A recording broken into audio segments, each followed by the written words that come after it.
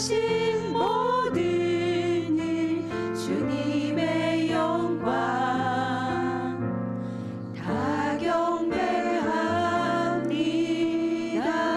완전하신 나의 주, 완전하신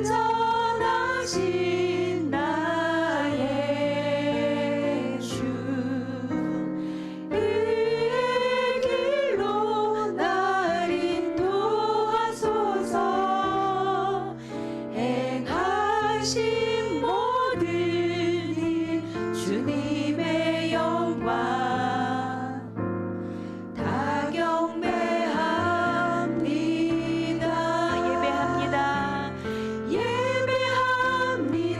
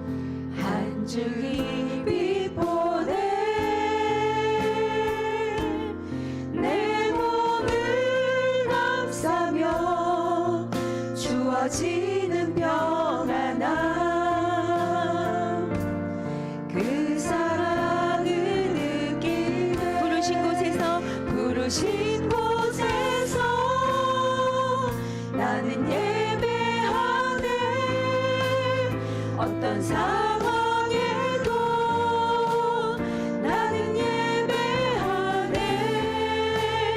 부르신 곳에서 나는 예배하네. 어떤 상황에도 나는 예배하네. 내가 걸어갈 때 내가 걸어갈 때 길이 되고 살아갈 때 삶이 되는 그곳에서 예배하네.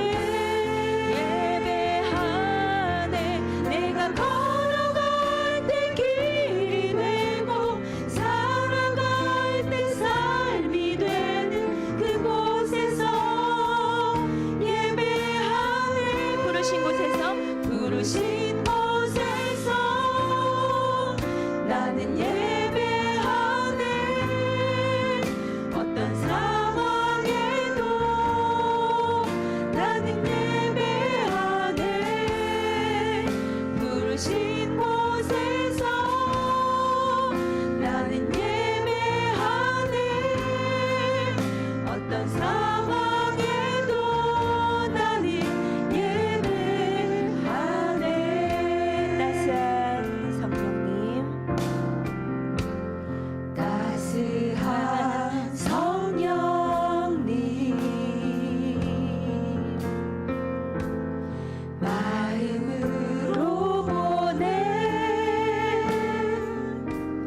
내 몸을 감싸며 주어지는 평안함,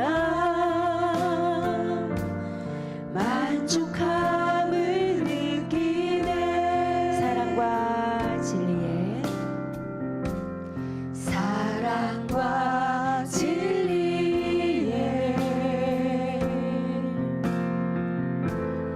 한줄기 빛 보내 내 몸을 감싸며 주어지는 평안함, 그 사랑을 느끼네. 부르신 곳에서 부르신 곳에서 나는 예배하네. 어떤 상황에도 나는 예배하네. 부르신 곳에서 나는 예배하네.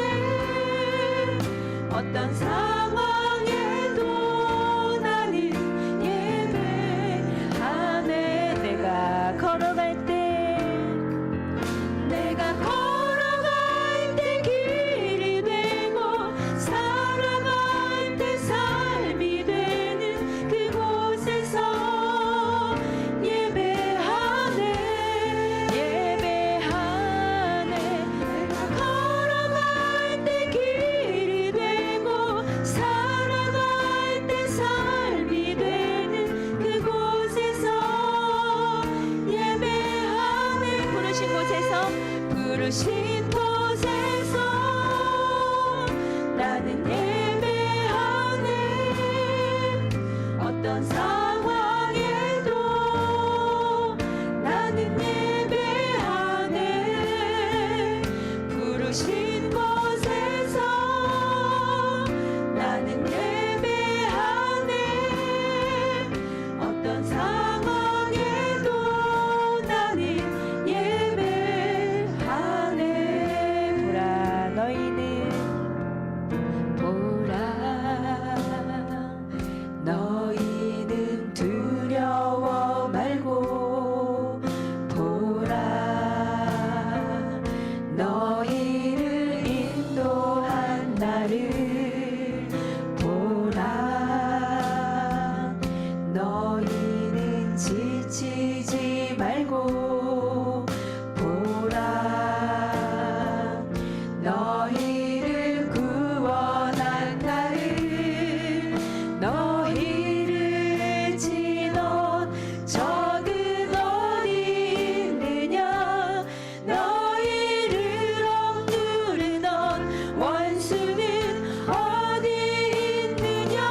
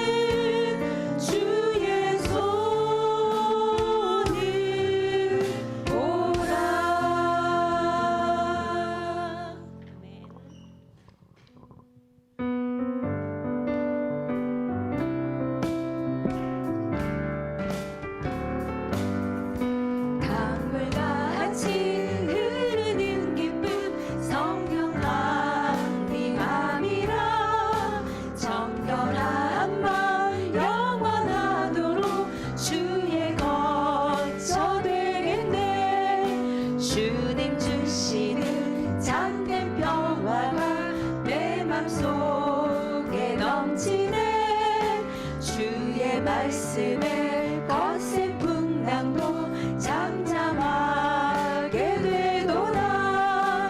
나의 생명 소생케 됨은 성령이 마심이라. 모든 의심 슬픔 사라져 주의 평강 넘치네. 주님 주시는 참된 평화가 내 맘속에 넘치네. 주의 말씀에 거센 풍랑도 잠잠하게 되도다. 하늘에서 담비 내리고 햇빛 찬란함 같이 우리 마음에 성령이 많이 주님 보내심이라. 주님 주시는 참된 평화가 내 맘속에 넘치네. 주의 말씀에 거센 풍랑도 잠잠하게 되도다. 생명시내 흘러서 많은 광야 적시니 의의 열매 무르익어서 주스를 기다리네. 주님 주시는 참된 평화가 내 맘속에 넘치네. 주의 말씀에 거센 풍랑도 잠잠하게 되도다.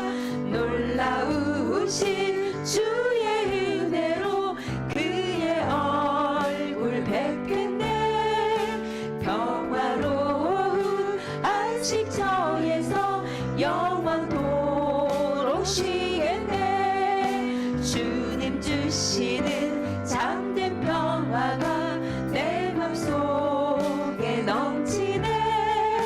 주의 말씀에 거센 풍랑도 잠잠하게 되도다. 강물같이 흐르는 기쁨 성령이 임함이라. 정결한 맘 영원하도록 주의 거처 되겠네. 주님 주시는 참된 평화가 내 맘속에 넘치네. 주의 말씀에 거센 풍랑도 잠잠하게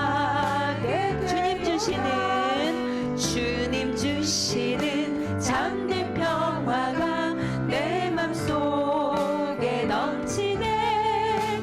주의 말씀에 거센 풍랑도 잠잠하게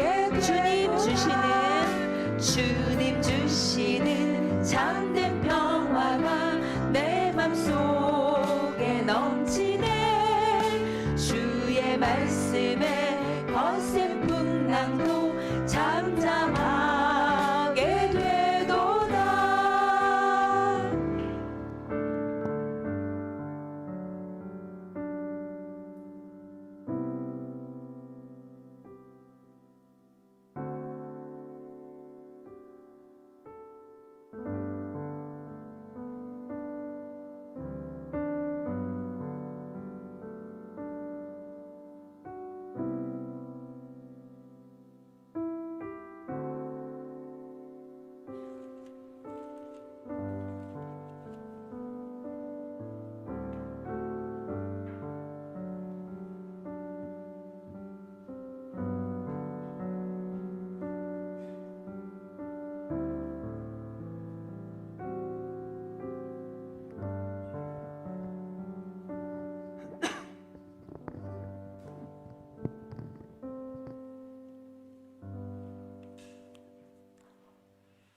무명으로 감사헌금 드렸습니다.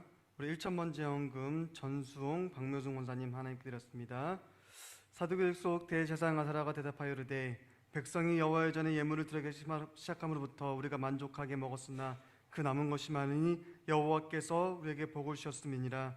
사랑의 아버지 하나님, 참으로 감사합니다. 하나님, 지난 3일 동안 저희를 지켜주시고 보호해 주시다가 이렇게 오늘도 아버지 전에 나와서 하나님 앞에 예배드릴 수 있게 해주시니 또한 참으로 감사합니다. 하나님, 제가 이 시간 가운데 예배드릴 때 성령의 충만함을 주시고 주의 말씀 가운데 함께 해주시사 하나님 말씀을 듣는 자나 전한 자나 은혜 받게 해주시고 하나님, 우리 속에서 나오는 모든 것들이 주님의 뜻 가운데 주님의 말씀 가운데 살아갈 수 있도록 아버지 인도하여 주시옵소서.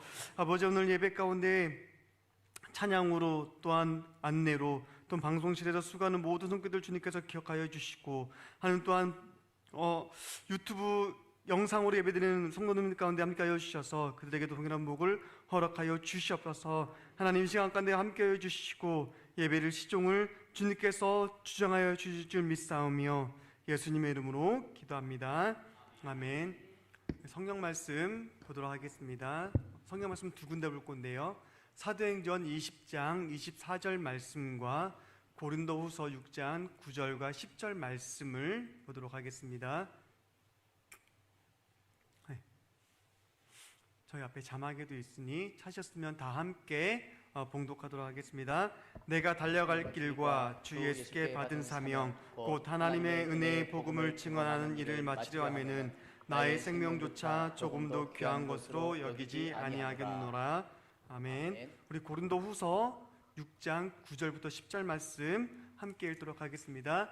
무명한 자 같으나 유명한 자요, 죽은 자 같으나 보라 우리가 살아있고, 징계를 받은 자 같으나 죽임을 당하지 아니하고, 근심하는 자 같으나 항상 기뻐하고, 가난한 자 같으나 많은 사람을 부유하게 하고, 아무것도 없는 자 같으나 모든 것을 가진 자로다. 아멘. 오늘 사도행전 20장 24절과 고린도후서 6장 9절부터 10절 말씀을 통해서 가장 귀한 삶이란 제목을 가지고 잠깐 말씀을 나누도록 하겠습니다. 혹시 기억하시는 분이 있으시려나 모르겠는데 1994년도에 했던 우리 기독교 영화 중에서 창끝이라는 영화가 있어요. 창끝이라는 영화가 있는데 이 영화의 주인공이 누구냐면 짐 엘리엇 선교사님과 엘리자벳 선교사님 부부의 실화를 담은 글입니다. 이 짐 엘리엇 선교사님을 잠깐 이야기해보면은 1927년에 태어나서 1956년 28살 되던 해에 에콰도르에서 순교하신 분이십니다. 고등학교 때 예수를 위해 살기로 결심한 이 엘리엇 선교사님은 남미를 향한 하나님의 부르심을 느꼈습니다. 휘튼 대학을 기독교 굉장히 명문 대학이거든요. 미국의 휘튼 대학을 수석으로 졸업했던 그 해에 교수직으로 추천을 받았어요. 그랬던 그가 어느 날 에콰도르의 야만적 원시 살인족인 아우카 부족이 너무나 흉악하여서 아무도 그들에게 접근하지 못하고 있다는 기사를 듣고 그들에게 가서 복음을 전하겠다라는 마음이 들었습니다. 이 땅에서 미국에서 적응훈련 한 달, 두 달 정도의 적응훈련을 마치고 난 다음에 선교 훈련을 떠나기 전에 이 짐 엘리엇 선교사님 어린 아들이 아빠한테 이렇게 물었습니다. 아빠, 만약 아우카족이 공격하면 아빠는 방어를 위해 총을 쏘실 거지요? 라는 그 말에 아들아, 우리는 그들에게 총을 쏠 수 없단다. 우리는 천국에 갈 준비가 되어 있지만 그들은 천국에 들어갈 준비가 안 되어 있잖니? 라고 말했습니다. 1956년 이 5명의 선교사님들이 경비행기를 타고 아마존 정글로 들어갔습니다. 그들은 백인에게 적대적인 아우카 부족 원주민들에게 직접 접촉을 시도했는데 이들이 떠나고 나서 5일 뒤에 연락이 끊겼습니다. 그래서 이들을 수색하기 위해서 수색대가 파견이 되었고, 그리고 그들이 무전이 끊긴 데를 찾다 보니까 이 5명의 선교사님들이 참혹하게 창에 찔려가지고 찢겨서 죽어있는 것을 발견하게 되었습니다. 그런데 이상한 점이 뭐냐면 그들에게는 5명에는 모두 권총을 가지고 있었는데 총을 쏜 흔적이 없었다는 것입니다. 맹수들로부터 자신을 보호하기 위하여서 총을 가져갔을 뿐이고 복음을 전하는 그들을 죽이기 위해서 총을 가져간 것이 아니라는 이유로 막다른 상황 가운데에 총을 쏘지 않았던 거거든요. 이 29살의 젊은이들의 죽음과 유품이 이 미국의 라이프라는 잡지에 실렸거든요. 그래서 뭐라고 실렸냐면은 이 얼마나 쓸데없는 죽음인가, 이 죽음이 되게 하찮다라고 여기니까는 이 엘리베저 선교사님이 짐 엘리어 선교사님의 일기를 하게 되고 땅끝에서부터라는 그 책을 발간하면서 뭐라고 얘기했냐면은 낭비라니요 원하지 않는 일이 일어나야 낭비입니다. 제 남편은 어렸을 때부터 이 순간을 위해 준비했던 사람입니다. 그는 이제야 그 꿈을 이루었습니다. 감히 낭비라고 하지 말아 주십시오.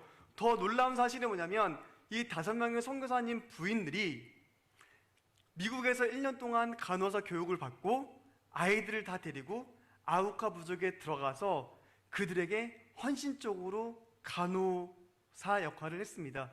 이 아우카 부족이 어떤 종족이냐면은 싸움, 죽음과 투쟁이 늘 있는 부족이라서 죽음이야말로 그들의 신에게 가는 최대한의 즐거움이다라고 말할 정도로 복수와 증오가 늘 있는 삶. 하지만 그들에게도 원칙이 있었는데 그 원칙 하나가 뭐냐면 어린 아이들과 여자는 공격하지 않는다라는 것.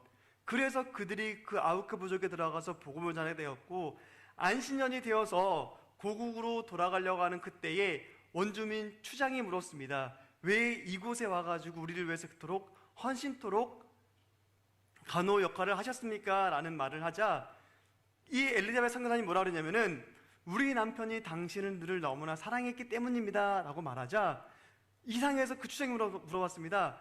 당신 남편이 누구입니까? 라고 말하니까 이 선교사님이 뭐라면은 당신들이 죽인 사람입니다 라고 말했습니다. 그 말을 들으니까 이 추장이과 거기 있는 사람들이 할 말을 잃었습니다. 왜냐하면 우리가 살해한 사람의 남편이라니 자기들의 사상으로서는 이해할 수가 없는 일이거든요. 당연히 죽었으면 복수해야 되는 것이고 그 다음에 또 다른 복수를 낳아야 되는 것이고 그것이 정상인데 그렇지 않고 끊임없는 희생을 위해서 자신들을 희생과 사랑으로서 그토록 섬겨왔던 그들을 보면서 이야기했습니다. 그리고 나서 거기 있는 모든 아우카 부족들이 주님을 영접했습니다. 그리고 남편을 죽인 장모였던 키모는 부족 최초로 목사가 되었고 또한 순교한 선교사님들의 자녀 중 2명이 아버지가 순교한 강가에서 세례를 받았으며 엘리엇의 딸은 아우카 부족과 함께 살았습니다. 짐 엘리엇이 순교한 지 36년이 지난 1992년 순교했던 현장에서 신약 성경 봉헌 예배가 드려지기도 했습니다. 짐 엘리엇 선교사님이 학교 다닐 때 일기장에 이런 글을 썼습니다. 뭐라 썼냐면은 영원한 것을 얻기 위해 영원하지 않는 것을 버리는 일은 결코 어리석은 선택이 아니다라는 말을 썼습니다. 영원한 것을 위해서 영원하지 않는 것을 버리는 것은 어리석은 것이 아니라 현명하다라고 말했습니다. 오늘 우리가 읽은 본문에서 이와 같은 사람이 있습니다. 그 사람이 누구냐면 바로 사도 바울입니다. 사도 바울이 어떤 사람입니까? 맨 처음에는 그리스도인들을 죽이기 위해서 혈안이 되었던 사람입니다. 그리고 실제로 다메섹 도상으로 가던 중에 예수 그리스도를 만나서 변화되었지만 그는 본질은 핍박자요 또한 박해자였던 것이 사도 바울의 본질이었습니다. 하지만 사도 바울이 말하고 있는 것이 무엇입니까? 오늘 우리가 읽었지만 내가 달려갈 길과 나의 사명을 마치는 그날까지는 나의 목숨도 전혀 아까워하지 않겠다라고 말하고 있는 것입니다. 우리가 이와 같은 말을 가지고 있어야 된다는 것입니다. 어떤 목사님이 이렇게 얘기했습니다. 우리가 시골에서 목회하는 목사님이 빌리그레암 목사님보다 더 위대한 사람이며 아프리카에서 이름도 없이 빛도 없이 순교하는 그 사람들이 바로 리빙스턴보다 더 칭송을 받을지도 모른다라고 말하고 있습니다. 우리가 봤을 때는 이해가 되지 않습니다. 어떻게 수만 명이 목회하고 수십만 명이 모여서 예배드리는 그것보다 시골 자그마한 교회에서 성도들 몇 명 모아서 간신히 예배드리고 있는 그곳 목사님이 하나님 보시기에는 더 위대하고 더 훌륭할 수 있다라고 말을 하고 있다라는 것입니다. 사랑하는 여러분, 우리가 하나님께로부터 받은 사명이 무엇입니까? 복음을 전하는 것이 우리의 사명이라는 것입니다. 예수님께서 성찬하실 때 뭐라 말씀하셨습니까? 마태복음 8장에 보게 되면 18절부터 20절에 보게 되면 뭐라 말하고 있습니까? 예수님께서 하늘과 땅의 권세를 우리에게 주셨고 내가 너에게 분부한 모든 것을 지키게 하라고 말씀하셨고, 또 사도행전 1장 8절에서는 땅끝까지 이르러서 내 증인이 되리라 라고 말씀하고 있는데, 지금 나의 삶이 그 증인된 삶을 살고 있는지는 한번 되돌아봐야 된다는 것입니다. 하나님께서 우리를 뭐로 부르셨습니까? 하나님께서는 우리를 그리스도인으로 부르셨습니다. 그리스도인이 무엇입니까? 그리스도인은 예수를 따르는 사람, 예수 그리스도의 발자취를 밟는 사람이 그리스도인인데, 내가 정말 그 그리스도인답게 살아가고 있는가를 나의 삶을 통해서 되돌아봐야 된다는 것입니다. 내가 맡은 자리에서 묵묵히 나의 사명을 감당하면서 그곳에서 알게 모르게 하나님의 말씀을 전하고 있는가, 나의 삶으로 전하고 있는가, 전하고 있지 않는가, 그것이 중요하다라고 말하고 있습니다. 구약에 보게 되면 엘리야 선지자가 갈멜산에서 300명의 그 아세라하고 바알 신의 선지자들하고 싸워서 이겼습니다. 그런데 그 다음날 무엇입니까? 죄송합니다. 갑자기 생각이 안 나는데, 그 여왕 이사벨 여왕이 자신의 목숨을 찬다는 그 말을 듣고 두려워서 하나님께 떨었습니다. 그래서 하나님께 뭐라 말하면은, 하나님 내 생명을 거둬가십시오. 그 전날 그 많은 사람들이 모이는 곳 가운데에 하나님의 위대하심을 나타내고 하나님의 살아계심을 나타냈던 그 엘리야 선지자가 이사벨 여왕의 말을 듣고 나서 겁에 질려있는 모습을 보면서 하나님이 뭐라 말씀하십니까? 이 땅에 남은 사람이 너 혼자만이 아니다. 바알에게 무릎 꿇지 않은 7,000명을 내가 남겨두었다. 그러니까 그들과 함께 하라라고 말하고 있지 않습니까? 열왕기상 18장 3절에서 4절에서 뭐라 말하고 있냐면은, 오바댜는 여호와를 지극히 경외하는 자라. 이세벨이 여호와의 선지자들을 멸할 때에 오바댜가 선지자 100명을 50명씩 따로 굴에 숨기고 떡과 물을 먹였더라 라고 말하고 있습니다. 엘리야가 나 혼자 남았구나, 이 땅에서는 하나님을 전하는 자가 나밖에 없구나 라고 생각했지만, 하나님께서는 이미 7,000명이나 되는 사람들을 남겨놓으셨다라고 말하고 있다라는 것입니다. 이 7,000명의 의인들과 이 100명의 선지자들에게는 하늘에서 불을 내릴 만한 능력은 가지고 있지 않았습니다. 하지만 그들에게 뭐가 있었습니까? 견디는 능력은 가지고 있었다라는 것입니다. 자신의 힘과 능력과 방패 대신은 하나님 안에서 언제든지 목숨을 잃을 수가 있었지만, 하지만 끝까지 하나님을 붙잡고 의지하고 나갔다라는 것입니다. 하나님을 의지하고 하나님을 신뢰하면서 그들에게는 나아갔던 점이 더 중요하다라고 말하고 있다라는 것입니다. 사랑하는 여러분, 우리가 이와 같은 사람이 되어야 된다라고 성경에서는 말씀하고 있습니다. 근심하지 말고 항상 기뻐하고 즐거워하라라고 말씀하고 있습니다. 왜냐하면 하나님의 복음 안에서 우리가 해야 될 일은 항상 기뻐하고 즐거워하는 일이 마땅하다라는 것입니다. 우리가 한국에 맨 처음에 기독교가 들어왔을 때 생각하면은 제일 먼저 떠오르는 선교사가 누구냐면은 언더우드하고 아펜젤러 선교사가 우리는 제일 먼저 떠오르게 됩니다. 그렇죠? 왜냐하면 언더우드 선교사님이 장로교 목사님은 최초로 이 땅에 들어왔고, 감리교 목사님은 최초로 아펜젤러 목사님께서 이 땅에 들어왔기 때문에 우리가 기억하고 있는 것은 그 두 분밖에 모릅니다. 하지만 이 땅에 복음이 들어왔을 때에 그 두 분 말고 수없이 많은 이름도 모르는 선교사님들이 굉장히 많이 있다라는 것입니다.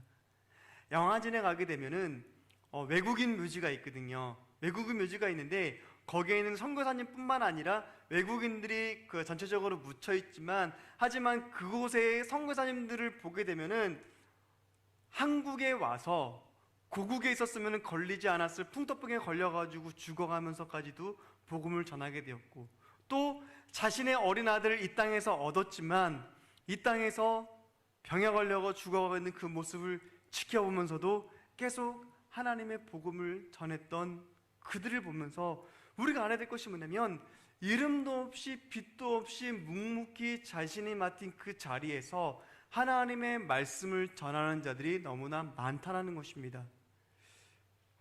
우리는 가끔씩 착각합니다. 사람들이 많이 모여 있어야지만, 그리스도인들이 많이 모여 있어야지만 힘을 낼 수 있고 열심을 낼 수 있고, 그래서 우리는 더 많은 것들을 감당할 수 있다라고 생각할 때가 너무나 많이 있습니다. 하지만 실질적으로 생각해 보면은 그렇게 많은 사람이 모여 있다가 해서 뭐 더 강력한 역사가 일어난 적이 있습니까? 항상 모든 시작은 소수의 모인 무리로부터 시작된다라는 것입니다. 절대로 많은 사람이 모인 데서 시작되지 않고, 하나님의 역사는 소수의 사람들이 모인 곳에서 간절히 하나님을 찾고 바랄 때 그곳에서 역사가 일어나게 되는 것이고, 그곳에서 하나님의 능력이 나타나게 된다는 것입니다. 우리가 한번 곰곰이 생각해 보시기 바랍니다. 이 땅에 1910년도에 이 땅에 기독교 인구가 몇 프로였는지 아십니까? 기독교 인구가 1%에서 2%였었어요. 그런데 그곳에서 사회 지도자들이라든지 모든 사람들이 기독교인들을 굉장히 우러러봤었고, 그들을 믿고 따르면서 사회적인 지도자들, 앞장서서 일하시는 분들, 그리고 또 사람들을 이끌고 나가는 리더들 대부분 누구였었냐면은 그리스도인이었다는 것입니다. 도산 안창호 선생님이 그랬었고, 이상재 선생님이 그랬었고, 그 외 김구 선생님도 마찬가지고, 안중근 의사도 마찬가지로 기독교인이었었고, 이처럼 수많은 사람들이 보게 되면 대부분 기독교인이었다라는 것입니다. 하지만 지금은 우리 그리스도 인구가 얼마입니까? 코로나로 인해서 교인 수가 많이 줄었다라고 말하곤 하고 있지만, 그래도 우리나라 인구의 한 15% 정도 이상은 되지 않습니까? 그런데 그때하고 지금하고 비교해보면 어떻습니까? 기독교 인구가 15% 되기 때문에 우리 그리스도인들이 앞장서가 일어나가지고 굉장히 하나님의 일도 많이 해야 되고, 사회적으로 선한 영역도 많이 일으켜야 되고, 예수님께서 말씀하신 대로 나를 통해서 예수 그리스도가 나타나는 일들이 많이 일어나야 되는데, 지금 어떻습니까? 그리스도인들이 욕먹는 경우들이 굉장히 많이 있지 않습니까? 그 이유가 무엇입니까? 한국 사람만큼 신앙생활에 열심히 있는 민족이 어디 있습니까? 그렇죠? 새벽 예배 나오죠. 수요 예배 있죠. 금요 예배 나오죠. 주일날 새벽부터 밤까지 예배 드리고 있죠. 그리고 교회를 짓는다 그러면은 한국 사람들은 정말 은혜 받은 사람도 어떻습니까? 집을 팔고 땅을 팔아가지고 교회에다가 헌금합니다. 자신의 전 재산을 교회에 바쳐가지고 교회 일을 하게 합니다. 그쵸? 그만큼 굉장히 열심을 내고, 그리고 하나님을 진실로 따른다라고 말하고 있는데, 하지만 우리 한국 그리스도인만큼 분란을 많이 일으키는 그리스도인들도 없거든요. 교회에서 몇몇 사람들이 모이는데 어떻습니까? 나하고 마음이 안 맞는다고 불만 일으키고 불평 일으키고, 거기서 교회를 소란스럽게 해가지고 사람들을 교회를 떠나게 하고, 이런 일들이 어떻게 보게 되면은 그 양면적인 이중성들이 많이 보이다 보니까 사람들이 그 모습을 보고 선뜻 교회에 나오는 사람들이 너무나 적다라는 것입니다. 하지만 우리가 기억해야 될 것이 뭐냐면, 내가 있는 곳에서 묵묵히 하나님께서 나에게 맡겨주신 그 사명을 감당하는 것이 마땅히 내가 할 일이다라는 것입니다. 사도 바울이 뭐라고 말하고 있습니까? 고린도후서 6장 9절에서 유명한 자 같으나 무명한 자요라고 말하고 있지 않습니까? 그가 바로 누구냐면은 사도 바울 자신을 가리키는 것입니다. 사도 바울이 얼마나 유명한 자입니까? 성경을 무려 13권이나 썼지요. 그리고 1, 2, 3차 복음 전쟁을 다니면서 교회를 몇 군데를 세웠습니까? 그리고 성도들에게 편지를 보내면서 성도들을 이렇게 세우기도 하고 책망하기도 하고 하면서 많은 사람들 또 하나님께로 돌아오게 하게 한 이 사도 바울이 자신을 가리켜서 뭐라 말하고 있냐면은, 내가 유명한 것 같지만 나는 유명한 사람이 아니라 나는 무명한 사람이다 라고 말하고 있습니다. 왜냐? 사람들 앞에 유명해지기를 원하는 것이 아니라 하나님 앞에서 알려지기를 원했기 때문입니다. 내 명예가 앞에 드러나기를 바라는 것이 아니라 하나님께서 나를 인정해 주시고 하나님께서 나에게 있는 그 모습 그대로 받아주신다면 그것이 훨씬 더 유익하다, 그리고 훨씬 더 그것이 하나님 보시기에 훌륭한 것이다 라고 말씀하고 있다라는 것입니다. 우리는 어떻습니까? 교회에서 열심히 일하는데 목사님이 알아주시지 않는다. 그럼 어떻죠? 내가 이렇게 열심히 일하는데도 목사님이 알아주시지 않네? 에이, 교회가 여기만 있어? 딴 교회로 옮기지 뭐 하고 교회로 옮깁니다. 또 그쪽 교회 가가지고도 열심히 하는데 알아주지 않으면은 또 옮깁니다. 왜? 목사님이 나를 인정해주지 않는다고, 나를 알아봐주지 않는다고. 하지만 우리가 교회를 하는 것이 누구 때문입니까? 목사님을 기쁘게 하시기 위해서 교회를 하는 것입니까? 내가 교회 사역을 감당하는 것이 목사님을 기쁘게 하기 위하여서, 사람들이 나를 인정해 주기를 원해서, 사람들이 나를 높여주기를 원해서 교회를 한다면은 그것은 이미 상을 이 땅에서 다 받은 것입니다. 그 사람은 이 땅에서 이미 상을 다 받았거든요. 하나님께서 뭐라 말씀하셨습니까? 사람들 앞에 알려지기 원하는 사람에게 상을 받은 사람들은 이 땅에 상을 받았고, 사람들에게 알려지지 않고 묵묵히 하는 사람은 하늘의 상을 받을 것이다 라고 말하고 있습니다. 우리가 이 땅에서 열심을 내는 이유가 무엇입니까? 하늘의 상급을 바라고 열심을 내는 것이고, 하늘의 상급을 바라보면서 이 땅에서 충성하고 헌신하고 봉사하는 것 아니겠습니까? 누가 알아주지 않으면 어떻습니까? 하나님께서 알고 계시는데, 하나님께서 다 알고 계시고 하나님께서 다 보고 계시는데 누가 알아주지 않는다고 속상해하고, 누가 알아주지 않는다고 기분 나빠할 필요 없다라는 것입니다. 왜냐? 그만큼 하늘의 상급이 더 쌓이는 것이기 때문인 것입니다. 사랑하는 여러분, 우리가 이 말씀을 기뻐해야 된다는 것입니다. 내가 이 땅에서 소금과 빛의 역할을 제대로 감당하고 있는가, 아니면 감당하지 못하고 있는가? 하나님보다 나 자신을 먼저 생각하고 있는가, 아니면 하나님을 먼저 생각하고 있는가를 곰곰이 생각해 봐야 된다는 것입니다. 하나님께 있음으로부터 우리는 기뻐하고 즐거워해야 된다라고 말씀하고 있다라는 것입니다. 사도 바울이 어떻습니까? 사도 바울은 항상 가난한 자였었고 물질적으로도 굉장히 가난한 자였습니다. 그 사도 바울은 누구에게 도움을 받아가지고 선교하기보다는 자신이 텐트 치는 직업을 가지고 있기 때문에 고린도에서 복음을 전할 때도 어떻습니까? 텐트를 만들면서, 그리고 그 만들고 판 이익을 가지고 본인이 선교도 하고 본인의 생활비로 쓰고 그러지 않았습니까? 하지만 그가 정말 어려울 때는 어떻습니까? 주변에서 그를 물질적으로 또한 돕는 사람들도 많았다라는 것입니다. 하지만 그의 삶은 가난했을지라도 그의 영적인 삶을 보게 되면 어떻습니까? 그 누구보다도 부유한 삶을 살았고 그 누구보다도 부자였다라는 것입니다. 많은 사람들에게 영향력을 끼쳤고 아무것도 없는 자 같았지만 실제로 가진 것이 너무나 많았다라는 것입니다. 사랑하는 성도 여러분, 물질은 이 땅에서 잠깐입니다. 이 땅에서의 물질을 가지고 갈 수 있는 사람은 아무도 없다라는 것입니다. 예전에 우리 담임 목사님께서 설교하실 때 한번 쓰셨는데 삼성 이건희 회장하고 정주영 회장 예화 아시죠? 정주영이 먼저 죽었고 나중에 이건희가 죽어가지고 왔을 때 자네 나 1,000원만 빌려주게 라고 말하니까 이건희가 제가 돈이 없습니까? 라고 말하니까 그 정주영이 자네도 그런가? 라고 말했다는 그 유머가 인터넷에 있다라고 그때 말씀하셨는데 기억하고 있을지는 모르겠지만 하여튼간 그렇지 않습니까?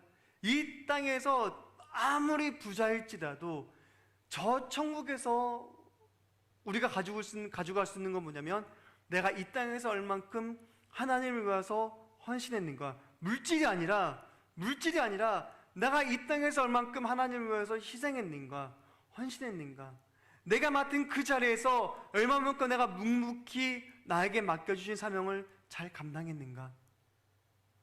사도 바울이 사도행전 20장 24절에서 그 말을 썼을 때 어떻습니까? 그가 로마로 잡혀가가지고 그것을 자기가 순교할 것을 알았습니다. 하지만 그럴지라도 사도 바울은 이미 내가 달려갈 길을 다 마치고 사도 바울이 뭐라고 하냐면 나의 달려갈 길을 다 마치고 나를 위하여서 면류관이 준비되어 있다라고 말하고 있지 않습니까? 그 마찬가지로 사도 바울이 내가 이 땅을 떠날 때에 하나님께서 나를 위하여서 하늘에서 면류관을 준비하고 계시는구나라는 것을 알고 있었다라는 것입니다. 그처럼 그것을 사도 바울이 뭐라고 하면은 나뿐만 아니라 하나님을 사모하는 모든 자에게도 동일하다라고 말하고 있지 않습니까? 그 말은 우리에게도 동일하게 하늘에서의 면류관이 준비되어 있다라는 것입니다. 누구를 위해서? 하나님을 위하여서 헌신하고 충성하고 봉사한 사람들에게, 묵묵히 내가 맡은 그 자리에서 이름도 없이 빛도 없이 하나님의 사역을 잘 감당한 그 사람에게 하나님께서는 면류관을 준비해 두시겠다라고 말씀하고 있다라는 것입니다. 사랑하는 여러분, 우리가 있어서 가장 귀한 삶이 무엇입니까? 가장 귀한 삶은 내가 있는 곳에서 하나님의 복음을 전하는 것, 그리고 묵묵히 나의 사명을 잘 감당하는 것, 그것이 가장 귀한 삶입니다. 누가 알아주지 않는다 할지라도, 누가 나를 인정해주지 않는다 할지라도 하나님이 알고 계시고 하나님께서 우리를 인정해주고 계십니다. 하나님이 인정해주시면 다 아닌가요? 사람한테 인정받아서 뭐 하겠습니까? 그때 잠시뿐인데 하나님께 인정받아야지. 사람들이 알아주면 뭐합니까? 하나님이 알지 못하면 끝인데 하나님이 알아줘야죠. 이 말씀을 기억하면서 하나님께 인정받고 또 하나님을 위하여서 헌신하고 충성하는 삶을 사시기를 간절히 바라겠습니다. 사도 바울이 이 말씀을 하고 있습니다. 뭐라 말하고 있냐면은 나의 달려갈 길을 다 마치고 나를 위하여서 생명의 면류관이 준비되어 있다. 그리고 우리도 언젠가는 이 땅을 떠날지는 아무도 모릅니다. 그렇죠? 하나님의 부르실 때에는 언제인지를 아무도 모르기 때문에, 그렇기 때문에 어떻게 됩니까? 이 땅에 있을 때 더욱더 하나님에서 충성하고 하나님에서 봉사하고 내가 맡은 그 자리에서 열심을 냈을 때 하나님께서 기뻐하신다라는 것입니다. 그것을 기억하시면서 가장 귀한 삶은 사람이 알아주는 것이 아니라 하나님이 알아주시고 하나님이 인정해 주시는 삶이라는 것을 아시는 성도님 되시기를 간절히 소망합니다. 우리가 찬양 하나 할 것인데 우리가 잘 알고 있는 송경민 목사님이 쓰신 찬양 중에 가장 귀한 삶이라라는 찬양이 있습니다. 우리가 이 찬양을 부르고 주기도문으로 예배를 마치겠습니다. 아무도 모르는 삶이라 하여도 스치듯 지나는 삶이라 하여도 후회하지 않고 오늘을 사는 것은 가장 귀한 삶을 알미라. 내가 꿈꾸는 일 이루지 못해도 내가 바라는 것 다 갖지 못해도 낙심하지 않고 오늘을 사는 것은 가장 귀한 삶을 알미라. 내가 복음을 알고 내가 복음을 믿고 내가 복음을 전하며 살아간다면 나의 삶 가장 귀한 삶이라. 내가 예수를 믿고 내가 예수를 믿고 내가 예수를 전하며 살아간다면 나의 삶은 가장 귀한 삶이라.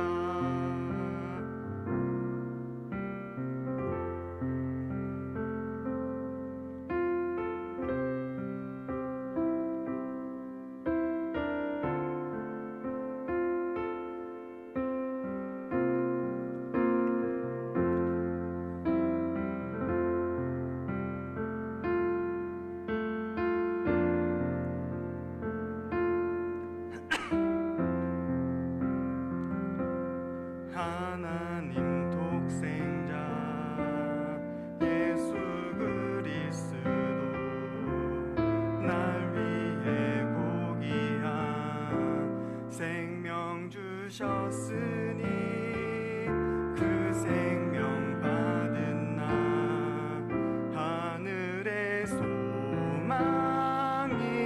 있네. 나의 삶은 귀한 삶이라. 내가 예수를 알고 내가 복음을 믿고 내가 복음을 전하며 살아간다면 나의 삶은 가장 귀한 삶이라. 내가 예수를 알고 내가 예수를 믿고 내가 예수를 전하며 살아간다면 나의 삶은 가장 귀한 삶이라. 내가 예수를 위해 내가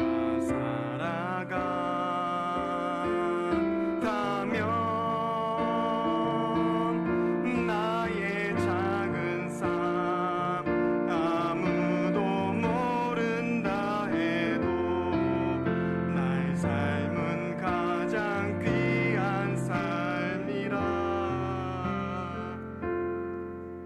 나의 삶은 가장 귀한 삶이라.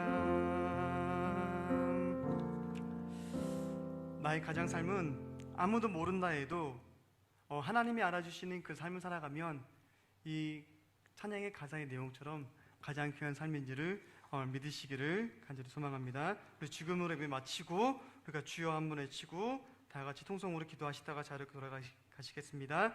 하늘에 계신 우리 아버지, 아버지의 이름을 거룩하게 하시며 아버지의 나라가 오게 하시며 아버지의 뜻이 하늘에서와 같이 땅에서도 이루어지게 하소서. 오늘 우리에게 일용할 양식을 주시고 우리가 우리에게 잘못된 사람을 용서하여 준 것 같이 우리 죄를 용서하여 주시고 우리를 시험에 빠지지 않게 하시고 악에서 구하소서.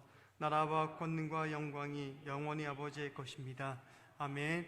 우리가 주여 한번 외치고 다 같이 기도하시겠습니다. 주여! 하나님 하신 아버지 하나님 참으로 감사합니다.